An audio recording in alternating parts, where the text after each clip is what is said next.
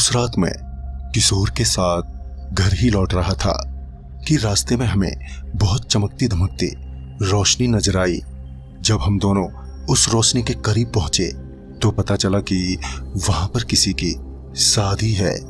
मैं वहां से आगे निकलने ही वाला था कि किशोर ने कहा, यार आगे कहाँ जा रहा है, चल हम भी शादी में शरीक हो जाते हैं और पेट पूजा करने के बाद आराम से निकलेंगे। वैसे भी घर पर दाल रोटी ही मिलेगी। वैसे तो मेरा मन नहीं था ऐसे किसी के शादी में बिन बुलाए घुस जाना, मगर मुझे ये भी अच्छे से पता था कि किशोर फ्री की दावत तो किसी भी हालत में नहीं छोड़ने वाला। उससे बिना बहस किए मैंने बाइक उस ओर मोड़ ली जहां पर शादी का कार्यक्रम चल रहा था। जब हम वहां पर पहुंचे तो सबसे पहले हमारी नजर वहां पर खड़ी बस पर पड़ी, जिसके पीछे एक बड़ा सा लाल रंग के दिल का कटआउट था जिस पर लिखा था पिंटू वेट्स राधा। ये पढ़ते ही किशोर हंसते हुए बोला, अरे ये यहाँ तो तेरी ही शादी होने वाली है। वो क्या है कि मेरा नाम भी उस दूल्हे की तरह पिंटू ही था, इसलिए किशोर को मौका मिल गया था मेरी टांग खींचने का। खैर हम बस के आगे पहुंचे तो पाया कि वहां पर टेंट कुर्सियां सब कुछ लगी हुई थी, यानी कि बारातियों के स्वागत का पूरा इंतजाम था, मगर वहां पर कोई इंसान नजर नहीं आ रहा था। इससे पहले मैं कुछ बोलता कि किशोर मजे लेते हुए बोला, क्या बात है पिंटू, तेरी शादी में मैं ही इकलौता बाराती हूँ क्या? इतना बोलकर वो जोर जोर से हंसने लगा। मैं किशोर को बोला, अच्छा अब मजाक बंद कर, चल वापस लौट चलते हैं। मैंने इतना कहा ही था कि किशोर एक बार हंसते हुए फिर से बोला, अरे ऐसे कैसे, बिना दुल्हन लिए कैसे जाओगे जनाब? किशोर ने अभी इतना कहा ही था कि किसी लड़की ने मेरा नाम पुकारते हुए कहा, पिंटू तुम आ गए। ये सुनते ही जहां मेरे पैरों में कंपन सी उठ गई थी तो वहीं किशोर को अभी मजाक ही सूझ रहा था और वो तभी हंसते हुए बोल पड़ा, अरे लगता है भाभी तेरे को बुला रही है, मगर भाभी कहीं दिखाई नहीं दे रही है। तभी मैंने गुस्से में पहले तो किशोर को एक खींच के लात मारी और बोला, अब कोई बकवास नहीं, चल चले यहाँ से। अभी मैं बाइक स्टार्ट ही करने वाला था कि किशोर ने कहा, अरे वो देख भाभी खड़ी है। इस पर मैं बोला, मान जा यार, नहीं तो तेरे को यहीं छोड़कर चला जाऊंगा, फिर देवर भाभी मिलकर खेलते रहना। इस पर किशोर बोला, अरे भाई मेरा मतलब है वहां पर कोई खड़ी है, देख तो सही उस तरफ। फिर जब मैंने उस तरफ देखा तो मुझे ऐसा लगा कि वहां पर कोई था जो अब घर के पीछे चला गया था। वैसे तो हम दोनों को उसी वक्त वहां से निकल जाना चाहिए था, मगर पता नहीं क्यों हमने ऐसा नहीं किया और मैं उस घर के पीछे ये देखने चला गया कि आखिर वहां पर है कौन। जब मैं और किशोर उस घर के पीछे पहुंचे तो हमने पाया कि उस घर के पीछे बहुत से गड्ढे खुदे हुए हैं, जिनमें से बहुत से गड्ढे भरे हुए थे तो वहीं बहुत से खाली भी, जिन्हें देखते ही किशोर बोल पड़ा, अरे इतनी सारी कब्र किसके लिए खुदी हैं भाई? मैं अभी आसपास देख ही रहा था कि किशोर बोला, ओ शिट यार, लगता है मेरा फोन बाइक के पास गिर गया है, तू रुक मैं लेकर आता हूँ। इतना बोलते ही किशोर झट से वहां से निकल गया।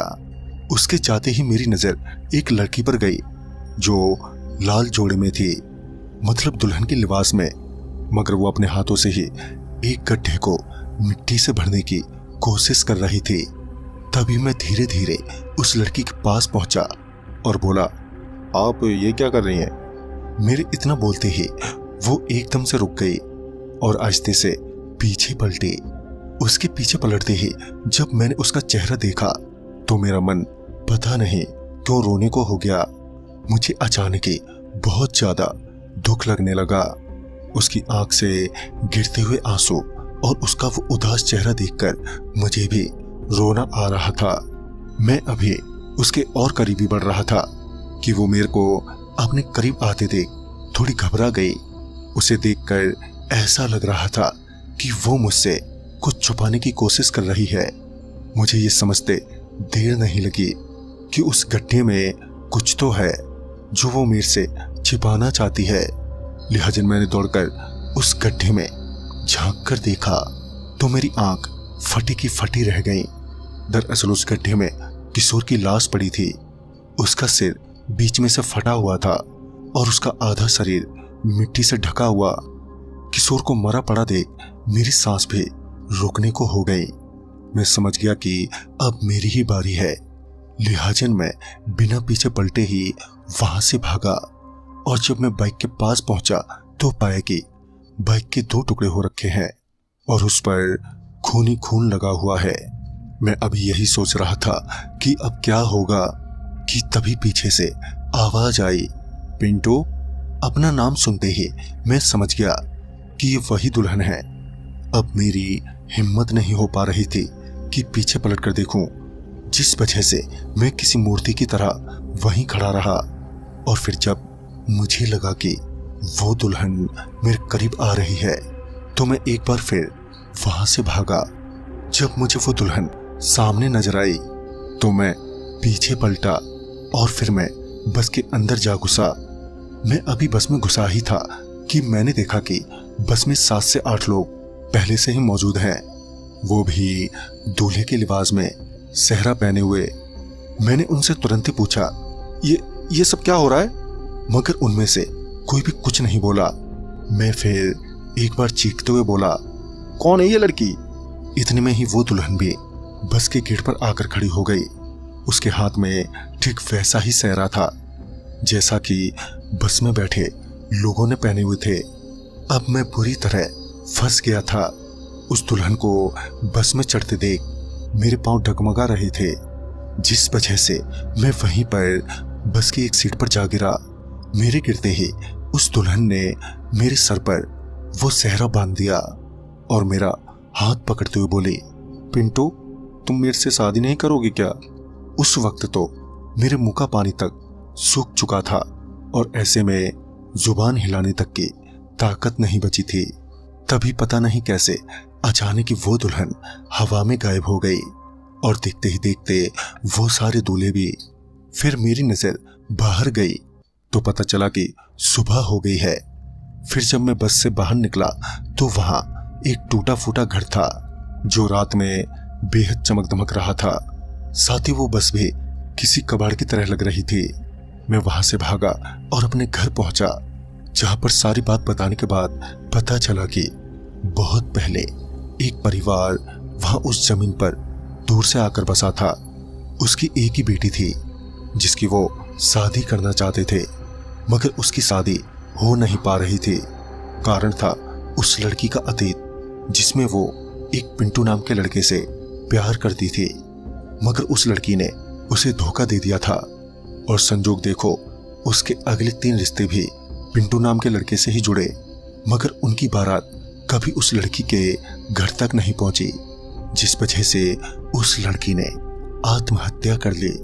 उसके बाद वो परिवार वहां से हमेशा हमेशा के लिए चला गया, मगर उसके बाद से कई लोगों ने वहां शादी जैसा माहौल देखा, मानो कोई बारात आने वाली हो, और जो भी वहां पर गलती से भी पहुंच जाता है उसे वो लड़की घर के पीछे जिंदा ही दफना देती। खासकर पिंटू नाम वाले लड़के को वो उस बस में दूल्हा बनाकर उसका दिल निकाल लेती। उसी दौरान उस बस से कई लाशें भी मिली थीं, जिसके बाद से कई पूजा पाठ और तांत्रिकों की सहायता से उस लड़की की आत्मा को शांत करने की कोशिश की गई। अब तक तो सब शांत था, मगर अब आगे क्या होगा ये तो पता नहीं। ये सब जानने के बाद मैं समझ गया कि मेरी किस्मत अच्छी रही, इसलिए मैं बच गया। मगर अब आगे क्या होने वाला था ये तो पता नहीं, मगर अब हर रात दहशत में ही बीतती है। तो दोस्तों, इस कहानी में बस इतना ही।